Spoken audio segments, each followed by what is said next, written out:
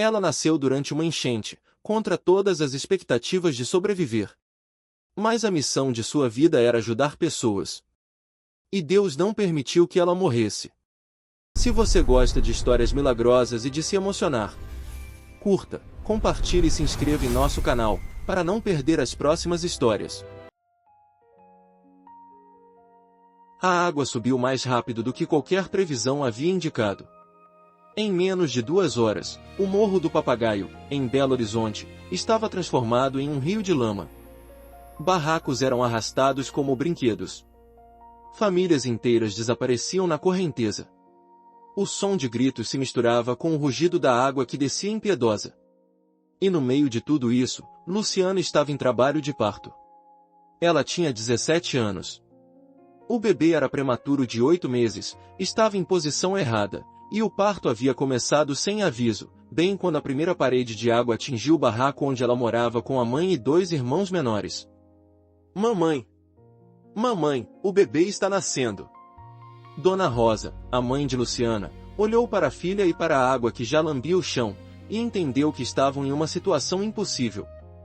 Não havia como chegar ao hospital, as ruas eram rios. Não havia como chamar ajuda, os telefones estavam mudos. Não havia como fazer nada além de confiar em Deus e fazer o que pudesse. Sobe na mesa, disse Rosa, ajudando a filha. Vamos ter esse bebê aqui mesmo. A água continuava subindo. Primeiro os tornozelos, depois os joelhos, depois as coxas. Rosa trabalhava freneticamente, usando o que havia aprendido como parteira informal em anos de vida na favela. Luciana gritava, empurrava, rezava entre as contrações. Tá coroando, gritou Rosa. Empurra, filha. Empurra. A água estava na cintura agora. O barraco rangia, ameaçando ceder a qualquer momento. Os irmãos de Luciana estavam empoleirados em cima do guarda-roupa, chorando de medo. Um último empurrão. Um grito que não era de Luciana. O bebê nasceu. Uma menina, pequena demais, frágil demais, chegando ao mundo no pior momento possível. Rosa cortou o cordão umbilical com uma faca de cozinha, limpou o bebê com um pano que não estava completamente molhado, e o entregou a Luciana. Ela não está respirando direito, mãe. Ela não está respirando direito. Rosa olhou para a neta. A criança estava azulada, os lábios roxos, o peito mal se movendo.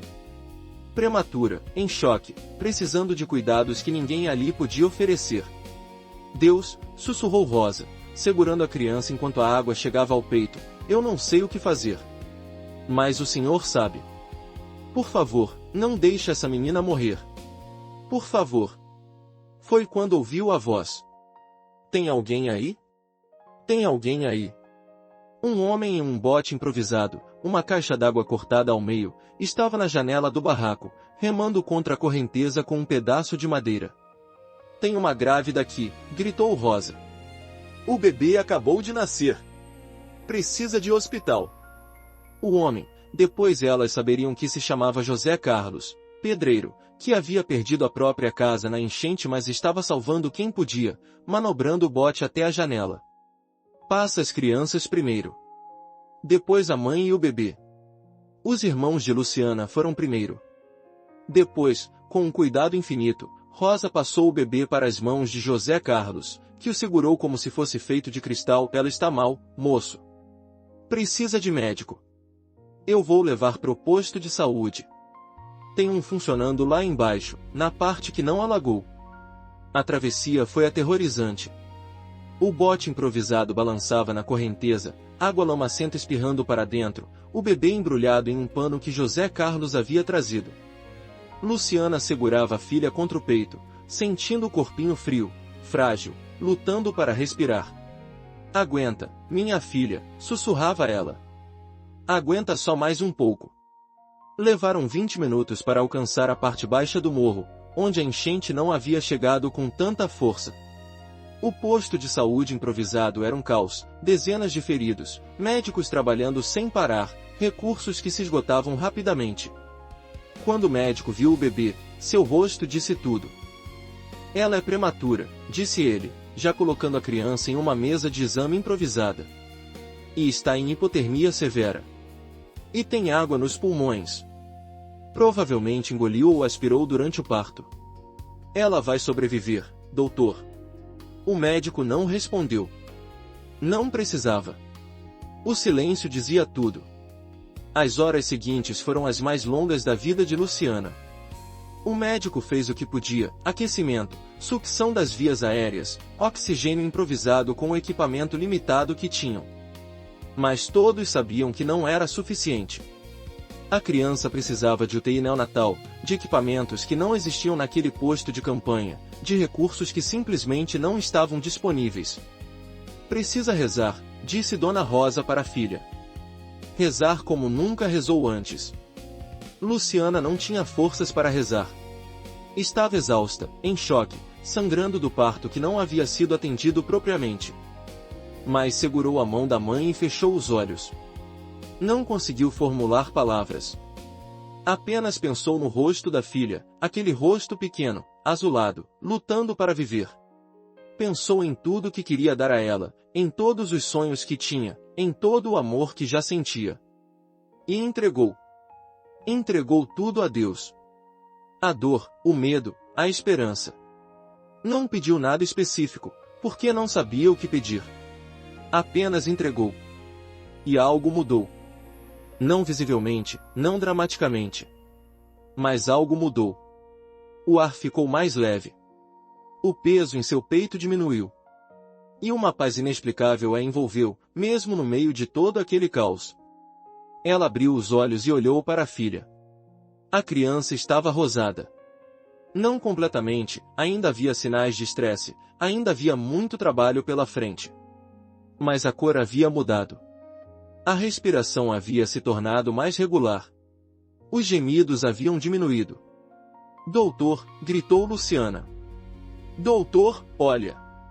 O médico veio correndo, esperando o pior. Verificou os sinais vitais, fez uma ausculta, verificou novamente. Isso não faz sentido, disse ele, mais para si mesmo do que para os outros. Ela estava em insuficiência respiratória há 10 minutos. Agora está estável. Isso não faz sentido. Faz sim, disse Dona Rosa baixinho. Para Deus, faz todo sentido. A menina, que Luciana nomeou Milagre, e ninguém discutiu a escolha, passou uma semana no hospital improvisado antes de ser transferida para a maternidade municipal. Os médicos esperavam complicações. Prematuros em condições tão adversas quase sempre tinham problemas pulmonares, neurológicos, de desenvolvimento. Mas Milagre não teve nenhum. Eu não consigo explicar, disse o neonatologista que acompanhou o caso.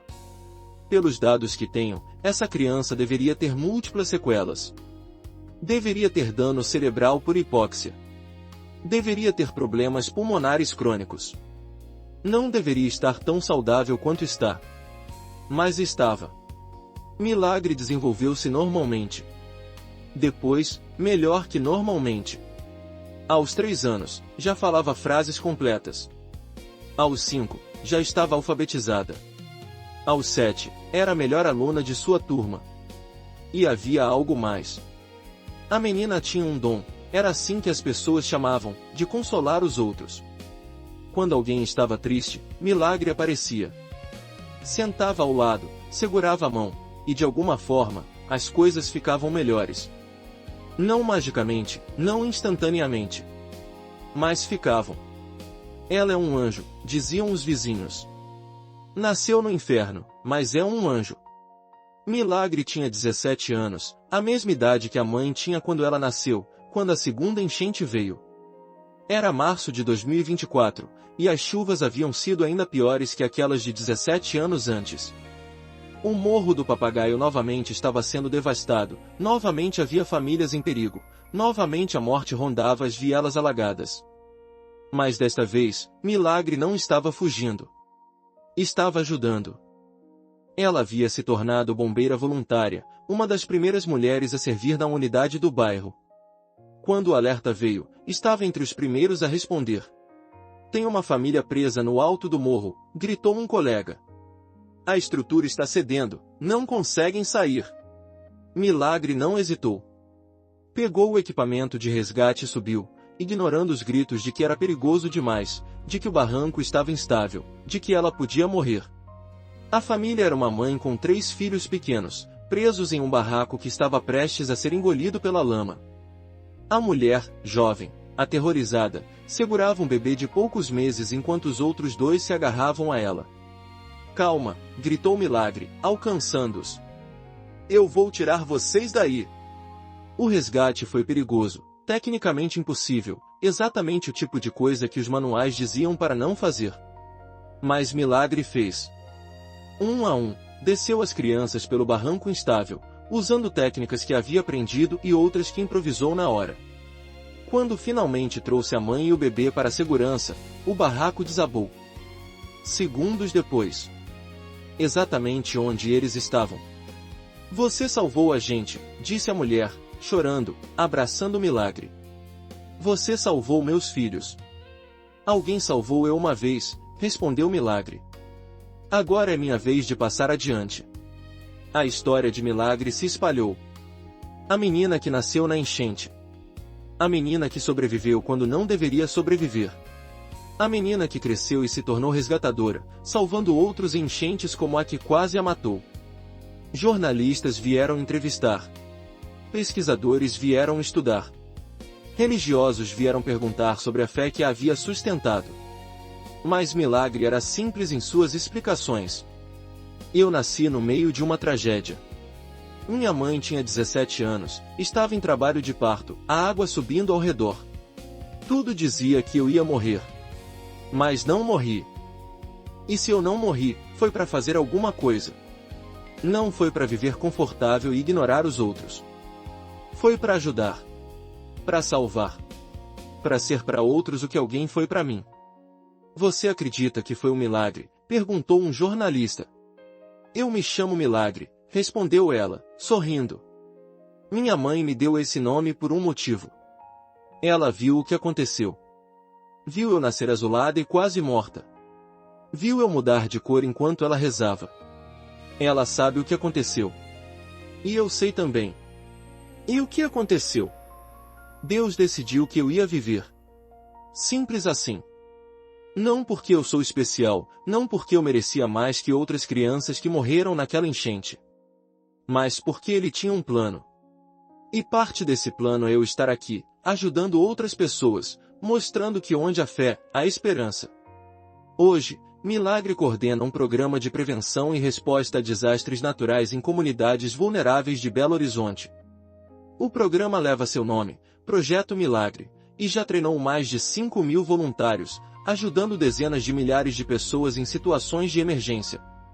É reconhecido nacionalmente como modelo de atuação comunitária. Luciana, agora com 34 anos, trabalha ao lado da filha.